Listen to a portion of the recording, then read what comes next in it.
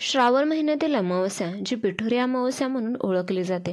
अमावस्या 22 August 2025ला दुपारी 11:55 लागणार असून शनिवारी 23 ऑगस्ट 2025ला सकाळी 11:35ला संपणार आहे. पिठोरी अमावस्या व्रत केले जाते तसेच पूजाही केली जाते. तर ह्या दिवशी 64 योगिनी यांचे पूजन केले जाते.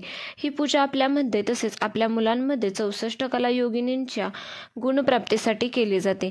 ते गुण आपल्यामध्ये यावे यासाठी व आपल्या मुलांमध्ये यावे यासाठी ही पूजा आईने आपल्या मुलांसाठी करावी. तर हा 64 योगिनींचा फोटो बाजारात मिळून जाईल किंवा तुम्हाला गुगलला त्याची प्रिंटही भेटून जाईल. ही पूजा आनंद, ज्ञान, प्रतिभा, यश, संपत्ती, आरोग्य, सुसंवाद, मानसिक शांती आणि विविध प्रकारच्या संरक्षणासाठी केली जाते. त्या अमावस्येच्या आध्याना प्रिंट तसेच अमावस्येला दिवसभरात कधीही तुम्ही पूजा करू शकता. परंतु ही 64 योगिनींची पूजा करताना तुम्हाला तुमच्यासोबत तुमची मुलेही हवेत, कारण तुम्ही त्यांच्यासाठी ही पूजा करणार आहात. तसेच जिथे जीवितेचा फोटो किंवा नागनरसोबाचा फोटो तुम्ही लावला होता तो तुम्हाला त्याच्या आधी काढून टाकायचा आहे आणि त्या ठिकाणी हा फोटो लावायचा आहे. आणि जो नागनरसोबाचा फोटो काढला होता तो तुम्हाला पाण्यामध्ये विसर्जित करायचा आहे. नंतर जिथे तुम्ही हा 64 योगिनींचा फोटो लावला आहे तिथे तुम्हाला आघारड्याची किंवा दुर्वा असेल तर दुर्वा दोन्हींची कशाचीही माळ घालायची आहे आणि कापसाचे वस्त्र पण घालायचे आहे. तुम्ही आधी कधीही केले नसेल तर तुम्ही नव्याने करत आहात तरीही चालेल.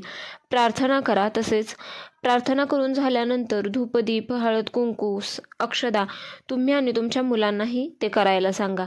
तसेच नंतर दूध साखरेचा नैवेद्य दाखवा. पूजेला मुलांना घेऊनच बसा. यानंतर मासिक धर्म, सुतक, विटाळ असेल तर त्यांनी ही पूजा करू नये. तसेच हे सर्व झाल्यानंतर त्या 64 योगिनींच्या फोटोचे कागदाचे काय करावे तर दुसऱ्या दिवशी ते काढायचे आहे आणि अमावस्या संपल्यानंतरच ते तुम्हाला विसर्जित करायचे आहे.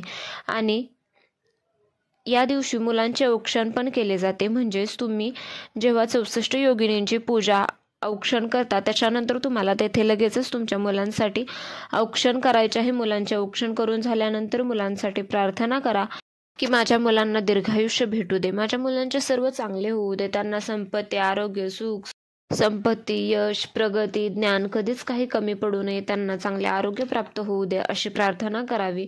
आणि नमस्कार करून अशा प्रकारे तुम्ही पूजा 64 योगिनींची करू शकता. तर अशाच प्रकारच्या नवनवीन व्हिडिओसाठी तुम्ही चॅनलला अजूनही सबस्क्राईब केले नसेल तर जरूर सबस्क्राईब करा. व्हिडिओ पाहिल्याबद्दल धन्यवाद. श्री स्वामी समर्थ.